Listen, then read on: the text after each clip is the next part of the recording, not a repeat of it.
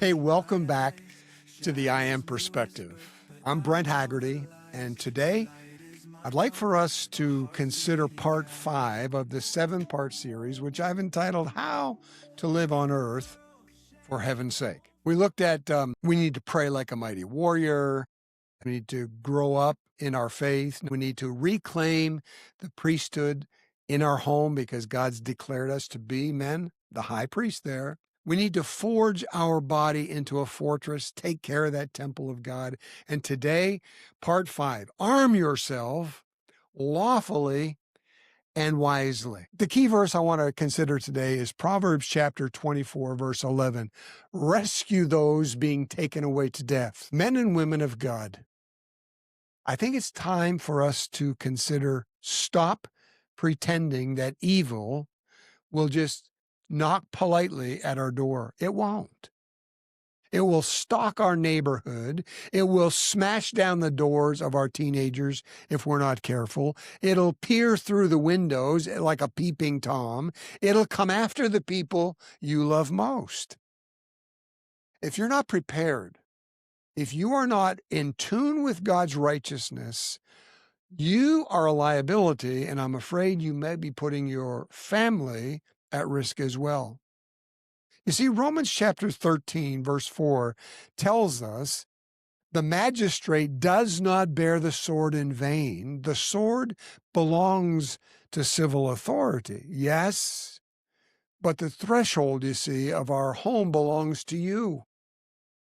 God has made you the wall. God has made you the last line, the living gate between your family and the jaws of hell. Look, I have 7 grandchildren. They range from age 13 all the way down to age 2. This isn't a paranoia that I've developed. It's a reality because I go and I visit them and I realize how quick and how subtle the YouTubes, if we're not careful, the things that comes into our home, into their home, it's frightening. And it caused me to sit down and prepare this talk today. You see, it's not about paranoia, it's about preparation. This is about understanding that we live in a fallen world. Good men and good women, godly men and godly women must be ready to stand against the evil of this world. Look, if you cannot protect your household, who will? The police who arrive 20 minutes after the crime? The government that's more concerned with political correctness than your family's safety? No. The responsibility rests on my shoulders for my home, your shoulders for your home. If you are a single parent, you have my deepest respect, and maybe the church needs to come alongside of you, but the responsibility is not your community's. It's not your school teachers that your kid is in their homeroom. It's your responsibility. So, what does lawful preparation look like? First of all, I want to suggest that maybe we get properly licensed and trained. Know your local laws. In the state of Florida, you can own a gun. Some of you already cringed and you're reaching for the off button. Just please hear me out. Understand that your gun is no more dangerous than the car you drive 80 or 85 miles an hour, because I know you probably speed. When the speed limit's 70 and 75, you probably drive 80. That car will kill someone, and the gun that's maybe in your drawer or certainly in mine, it could kill someone too. It's not the car or the gun, it's how we use it, right? Secondly, develop genuine competence. Get professional training. Practice regularly. Treat a firearm, if you choose to own one, like the serious tool that they are. They're not toys. They're not symbols. They are precision instruments that are used for specific purposes. Protection is one, and claiming that which God has given us dominion over is another.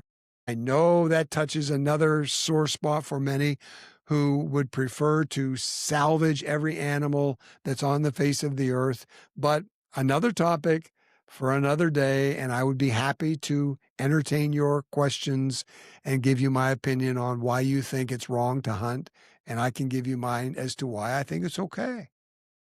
Third thing I think we need to do to live on earth for heaven's sake is to understand the weight of the responsibility that's ours as the overseer, high priest is what God calls it, of our home. The goal is never to use any weapon for an ungodly purpose. We need to be very clearly prepared to realize that evil thinks twice. The goal is never to use these tools, but it's to be so clearly prepared that evil would certainly think twice before they ever tempted you to use it.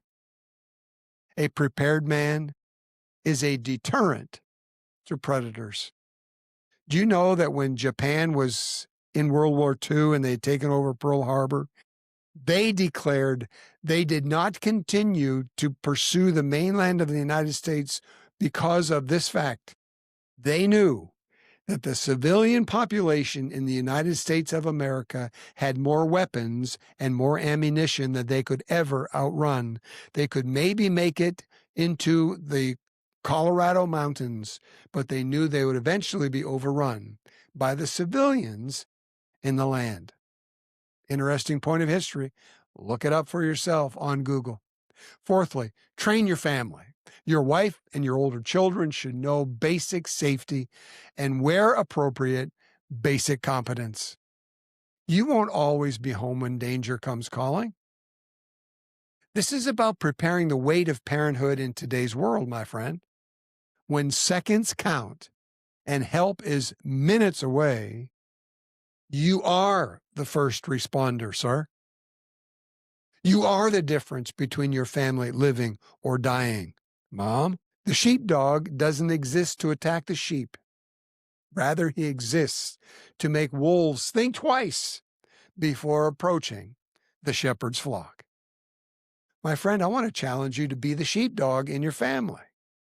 When evil comes knocking, and it will, make sure it finds a man who will not flinch, will not beg, and will not break under pressure.